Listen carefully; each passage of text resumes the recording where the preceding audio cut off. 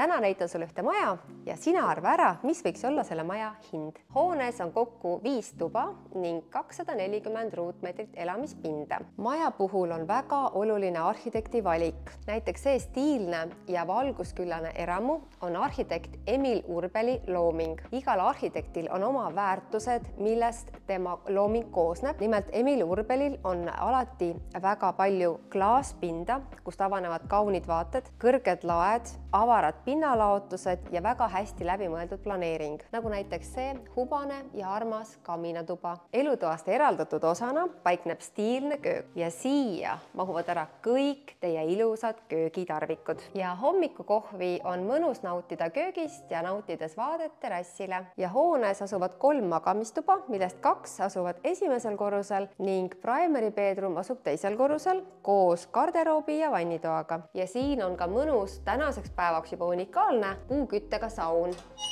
Kinnistu suurusega 1200 ruutmeetrit piirneb ühest küljest riigimetsaga ning teisest küljest ilusate vaadetega haljastusele. Ja sina jäta kommentaari, mis võiks olla selle maja müügihind.